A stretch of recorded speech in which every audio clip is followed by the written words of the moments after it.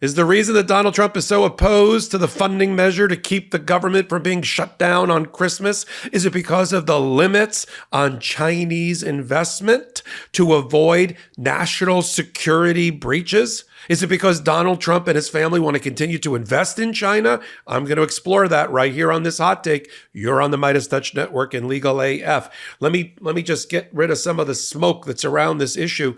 As we all know, the government is going to shut down at 12:01 on Saturday.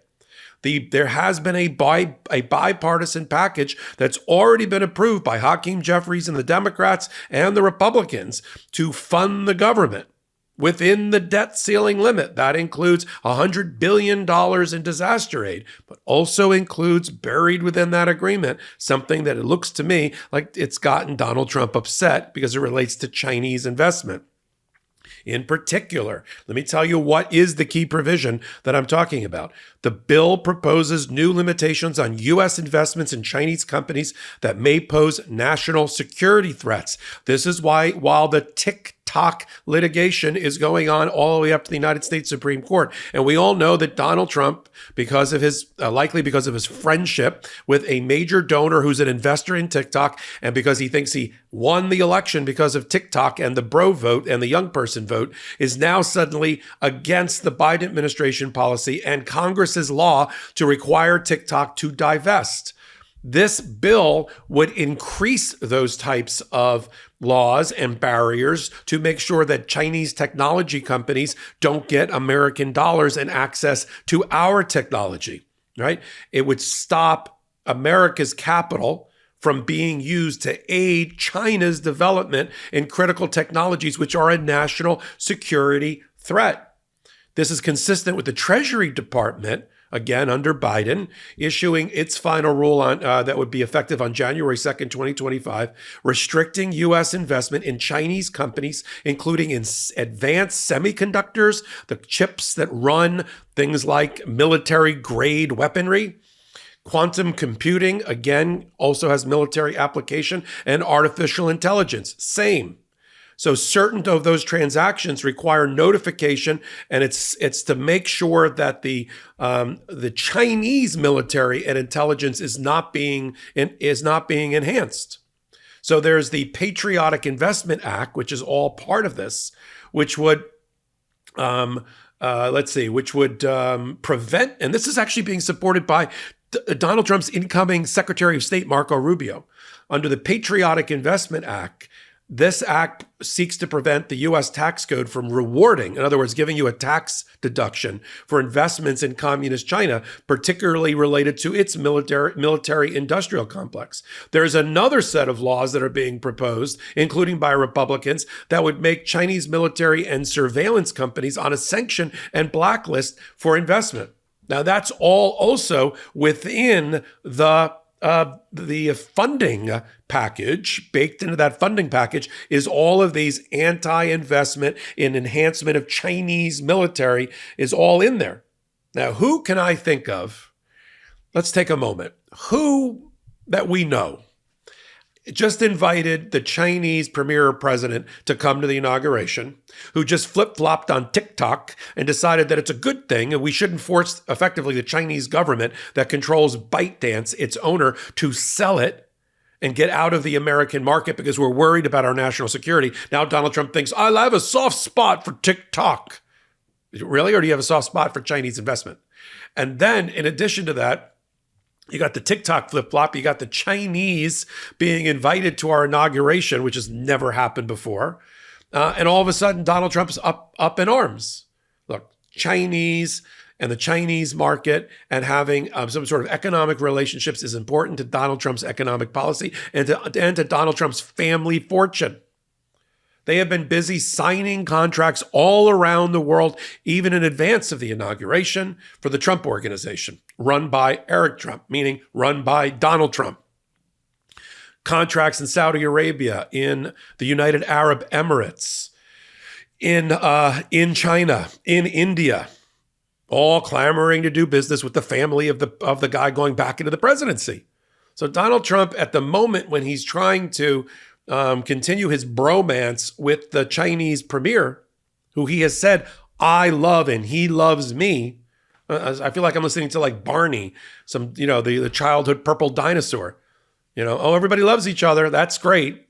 But what about when adults in the room in our national intelligence community, our military intelligence community, and even our incoming Secretary of State, Marco Rubio, who's coming in under Trump, say we need to be concerned about the Chinese, their military industrial complex, and American dollars being used to benefit them, to create weaponry and computing power and AI to be used against us.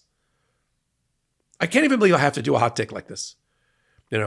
I can't even, I grew up in an era where my parents, and my grandparents understood the Russian menace, understood the Chinese menace.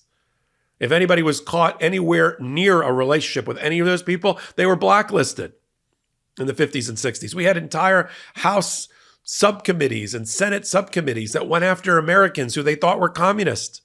And now we got Donald Trump saying, hey, guess who's going to my inauguration? I love TikTok. Let's keep investing in China, no matter how it may boomerang and harm us. Because Donald Trump's a short-termer. I know the 4 years seems interminable. Like, oh my God, we got to go through another 4 years of this chaotic, careening from one policy position by social media post to another. Yes. But he's a short timer. He's a short track. He's got a limited time horizon. He's got to do, in his mind, the most damage possible. He's only got about 2.5 years or less, depending upon what happens at the midterm elections, to do his damage. Now, I've said before, a bull in a china shop can do a lot of damage with 2.5 years, but it's not 8 years. The last time he got in, he was thinking he'd have 8 years, so he didn't get around to certain things. He was a little bit slow on the trigger. Now, he knows he's under the gun from the moment he gets in there. And so he's trying, that's why he's doing so much tweeting, so much social media posting, so much roiling of the economic markets, our financial relationships, our relationships with foreign powers. And look what's happening. They're swirling around like they're circling the drain. Germany's government's about to collapse. Canada is in crisis, mainly because of the Trump tariff war that he started by social media posts before he even became president.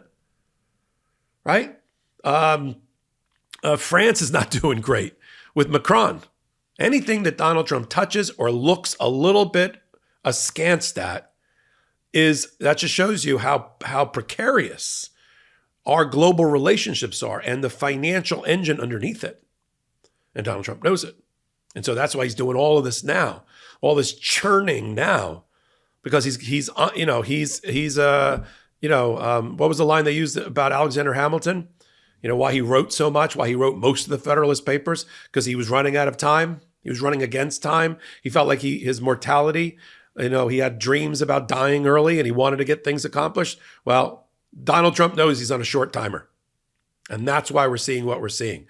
And my speculation, based on my analysis of all the things that were in the funding bill that could have pissed off Donald Trump, he's trying to do two things. He's trying to get them to destroy the debt ceiling. I mean, Republicans, I thought the reason we tossed them the keys to the government, not me, but I thought the reason that they won was because they were fiscally responsible, that people trust them with the economy more than Democrats, even though the Democrats are the ones that create jobs, got us out of COVID with a stimulus package and everything else. Where is the fiscal stewardship? Where is the hawk to keep the debt down? Donald Trump doesn't care about the debt because he's a short-termer. He wants to spend as much money as possible, spend his way to mediocrity and fascism, if he can. He did last time. He left us with $3 trillion more in debt than when he first walked in 2016. He's going to do it again because he doesn't care. He's going to be out of office and or dead, and he doesn't care about generational impact on our economy and what he's leaving to his grandchildren and our children and grandchildren. He does not care. He's acting like a man that doesn't care. He's operating like one now with maximum damage, fomenting maximum impact even before taking the presidency. Look to China.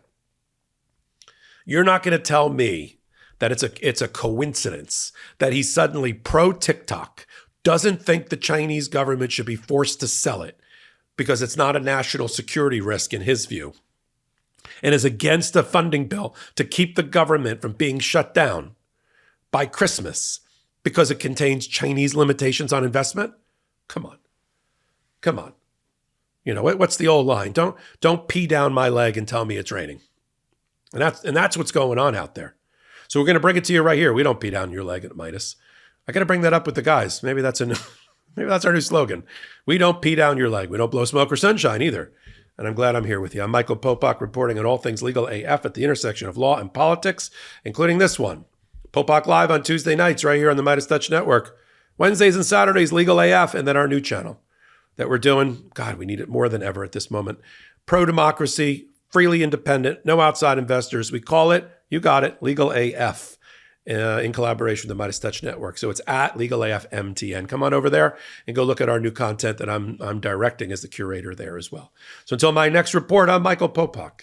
In collaboration with the MeidasTouch Network, we just launched the Legal AF YouTube channel. Help us build this pro-democracy channel where I'll be curating the top stories at the intersection of law and politics. Go to YouTube now and free subscribe at Legal AF MTN. That's at Legal AF MTN.